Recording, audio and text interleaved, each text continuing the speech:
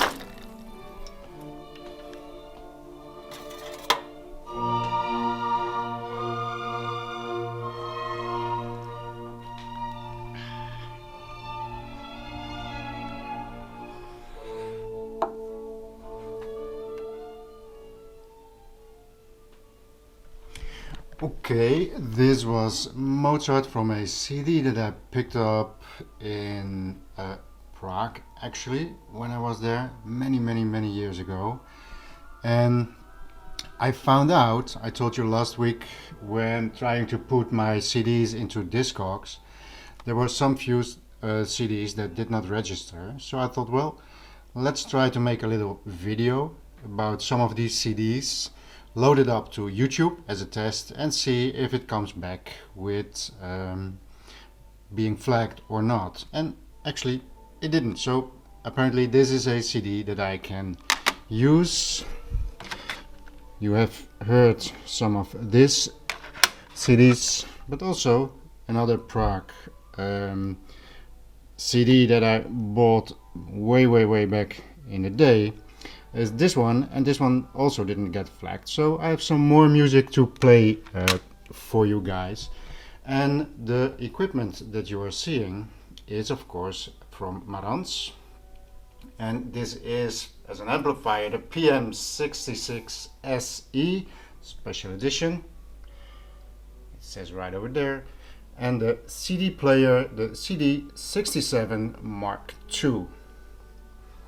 Now what is interesting about this amplifier is that this used to be the amplifier from my girlfriend. She bought this one 24 years ago, and at one point she didn't want all the big separates anymore, and so she went to the all-in-one Marantz that I showed you in another video, and this one ended up at my place, of course.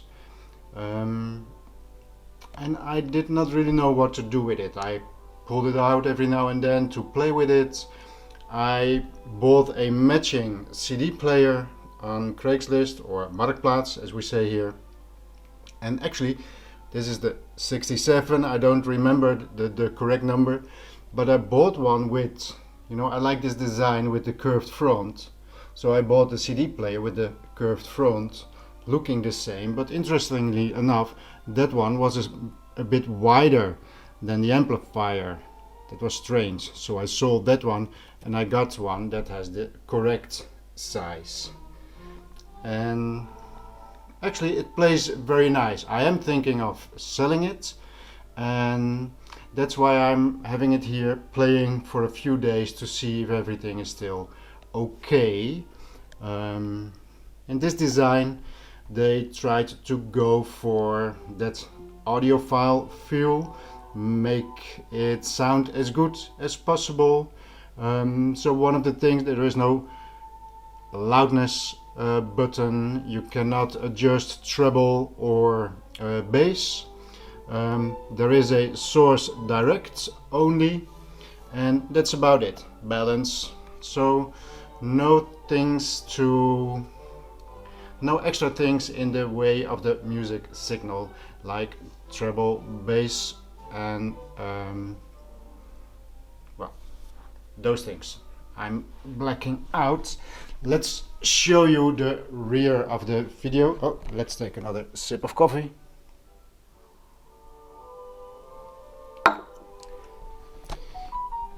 Because this is alright, so over here, this cable, this is the cable, the custom made cable by Ronald. He made this for me, and Ronald is the one that we did the first room tour video of his system. He made some for the quad system that I have, and now finally I have a good place for this one to try out, and it's working perfectly. Well, very simple, but things interesting about this amplifier is that they made a big deal of, in the advertisement, of saying that the important sources like phono and the CD are gold plated, and the other things were apparently not that interesting for them, because these are not gold plated and the phono and the CD player is. That's something that was happening at that time apparently. And another thing which is interesting is this is for 8 to 16 ohms. Now of course most of the amplifiers now at 4 to 8 ohms. This is 8 to 16 ohms, and as most loudspeakers are getting more into the 8 ohm range or even 4 ohms, I'm having, of course, my oscillas being 16 ohms, and at the moment this one is connected to the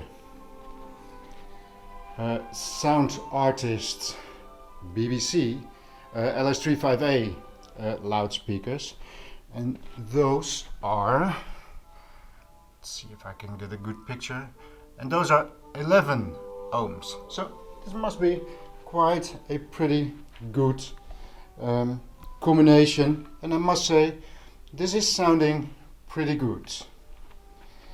So there's one more thing I would like to share with you.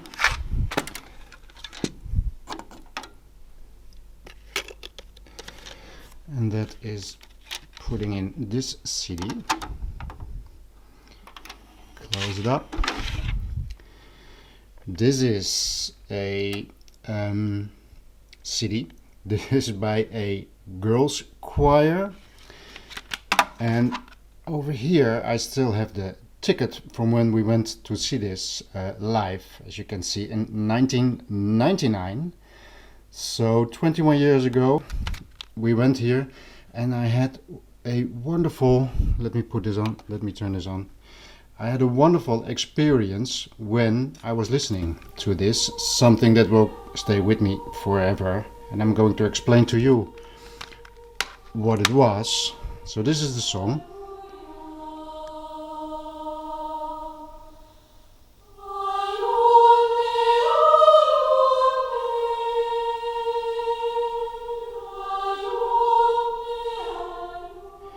Now this is a very simple song, and imagine being in something like a little church. That's where we were. That's where this choir was singing. It is a yearly festival for choirs, and we went there and they sung this little song. The interesting thing was that some of these girls were standing in the back of the church behind us, and what you hear here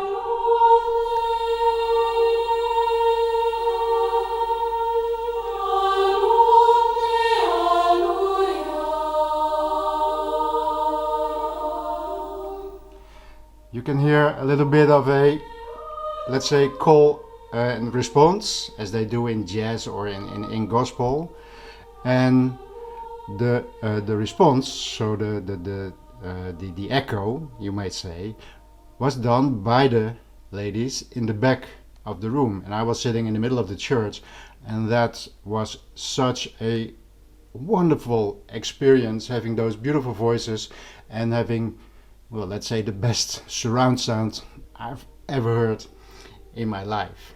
Now, strangely enough, after that I bought the CD. You know, help out your local artists. When you go to a live performance, buy a CD or an LP or something. They are having a hard time as it is.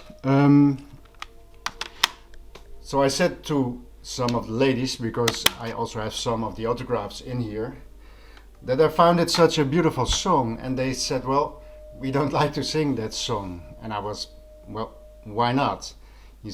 Because the reason was that for a singer, this is not an interesting song, and I never realized that. It was so beautiful for me, it really brought up a lot of emotion, but for them it was boring. And if you look at the song, I can understand that, but I never realized that what could be so beautiful for me as a listener could be so boring for the artist.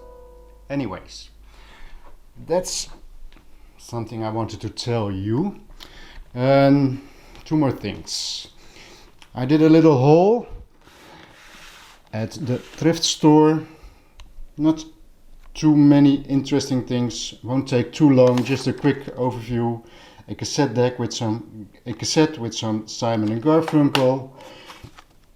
I mostly pick up these CDs for the label. There's some of the labels like EMI that I'm picking up, the Deutsche Grammophon, a lot of Naxos. This is also EMI, Calais à Paris. Two that are different are these Stevie Ray Vaughan, and they are only 25 cents. These are the original CDs, but the reason they are so cheap is because the back is missing, so no art or song information on the rear. Philips is another one of those labels that you can just pick up. Some more Deutsche Grammophon. I picked up a nice double CD from Melissa Edridge. She does some wonderful things, so that's in the collection. I picked up some Santana. I have this on LP but not on CD. Probably Santana, the first band I was a real fan of. Wonderful music, not playing it anymore, but at the time this was more or less everything I played. Now here's the most interesting thing, and this came with a little bit of a slipcover. This is from Pentatone, which is a label that makes very good recordings, but as you can see, this is also an SACD, and the SACDs are very expensive at the second-hand market. And well, as you can see here, sometimes you get lucky, and for $1.50 you pick up a SACD in wonderful condition. This one is either never played or has been, can I open it? Or it has been handled very carefully, but this looks like new. So very happy with that. And two more things. VHS, so The Nightmare Before Christmas, of course the wonderful Tim Burton movie, one of my favorite movies, so I picked that one up.